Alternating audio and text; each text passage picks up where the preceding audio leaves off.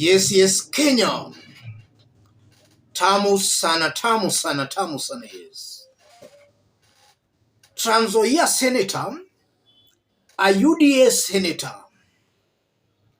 has dropped a bombshell on William Ruto's affordable housing project. Before we listen to that other senator, let me say this. Ruto has been in power for about 1 year, 6 months. All the projects that his government has tried initiating have all failed, have backfired badly. One such project is the G2G. The project has not only failed, but it has left Kenya's government with a debt of 9 billion Kenya shillings. So oil was coming into the country, but it was not being paid for. As I talk, the government has a debt of 9 billion Kenya shillings. Ruto, in broad daylight, told Kenyans that the G2G deal was going to strengthen the Kenyan shillings. The Kenyan shillings is performing dismally than even before the G2G. So that project has clearly failed to achieve its intended purpose. And for those who can afford to remember, Ruto used to defend that project with all his energy. Members of parliament, Kenya Kwanza leaders, and even some government officials used to defend that project. Right now, they are all silent. The project has failed. The affordable housing projects, this is a project that was performing very well before William Ruto came to power. In fact, Kenyans were not being deducted money. Nobody was complaining that his or her land had been taken away. The project was going on well until William Ruto came in. Upon William Ruto coming in, he seems to be messing that noble project. Across the country, we are seeing Kenyans crying out for help.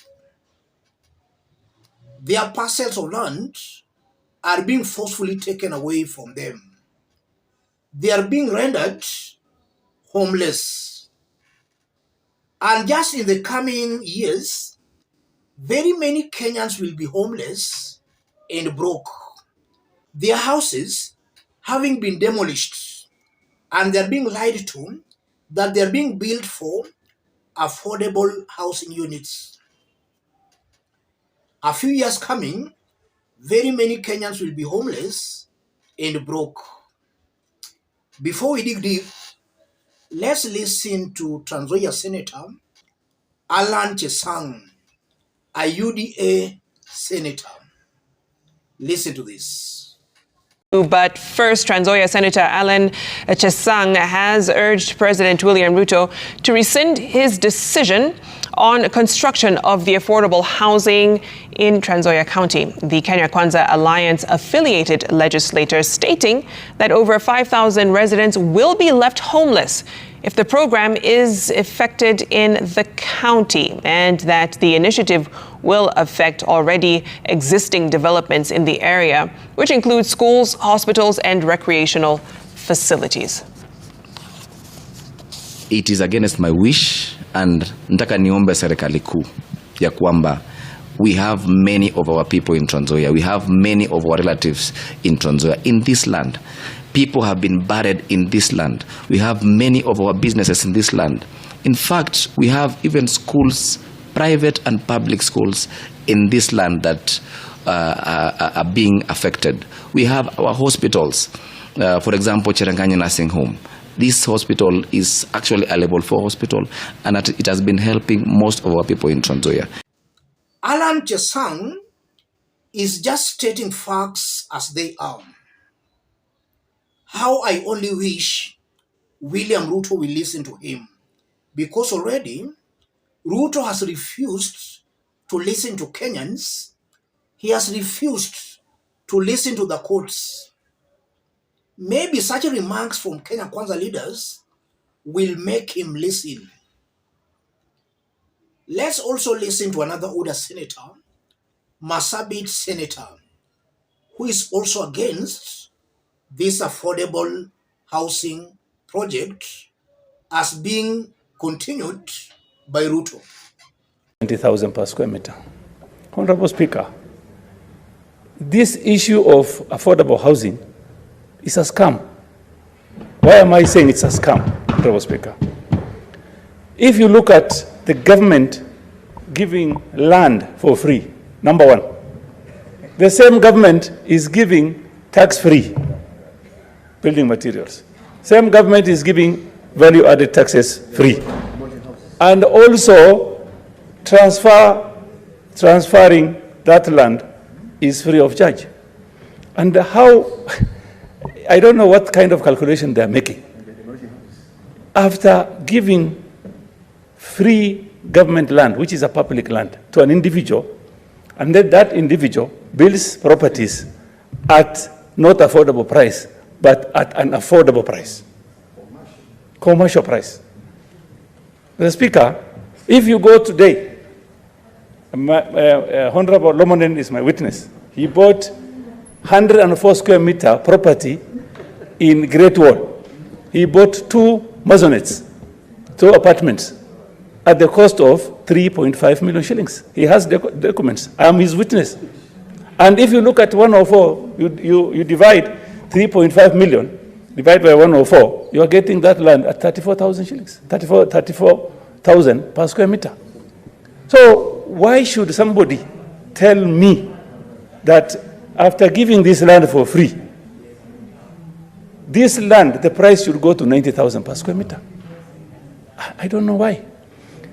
Honorable Speaker, lastly, in that committee, my view was that the government has lost land to fraudsters in the name of developers. The Speaker, I'll tell you today, after 10 years, there is no land that will be left for Kenyans to use, because all the land that is supposed to be developed by the government has been taken over. Those are brilliant senators, and they are going against the grain to tell the president the truth. This housing project, if William Ruto continues with it the way he's going with it, is going to fail. Raila Odinga, speaking in Meru today, dropped another bombshell. In fact, Raila explained it very well. That is the person who brought the affordable housing project. Akona siri yake, and he will not tell William Ruto. But maybe we can just give William Ruto free advice about the affordable housing units. This thing of levy should be stopped. Let Ruto's government not deduct any money from any Kenyan to build those houses. Hiyo ni siri ya kwanza. The second secret, houses should not be demolished to build these affordable housing units. There are very many empty lands across the country. Let the government use those lands. Let it build those houses in those empty lands. Or if at all, houses must be demolished, then the owners of those houses are the ones who should give the government the authority to demolish their houses. Those are 2 fundamental issues. If Kenyans are deducted money to build these houses, at the end of the day, Kenyans will hate William Ruto to the core.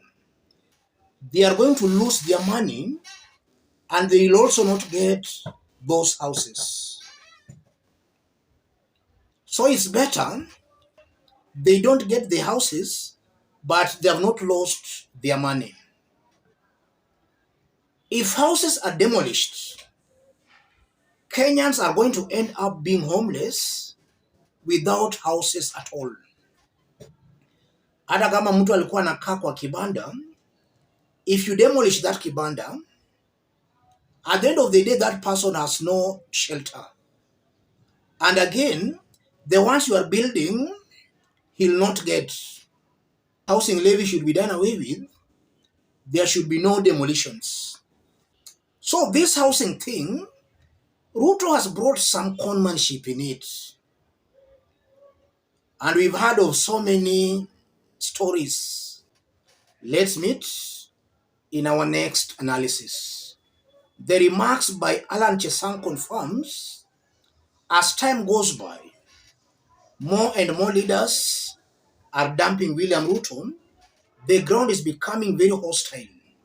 Alan Chesang has looked at the TRANSZOIA ground and is making those remarks because the ground imekataa. Ruto is going against the grain. Let's meet in our next analysis. Thank you. God bless you. God bless Kenya.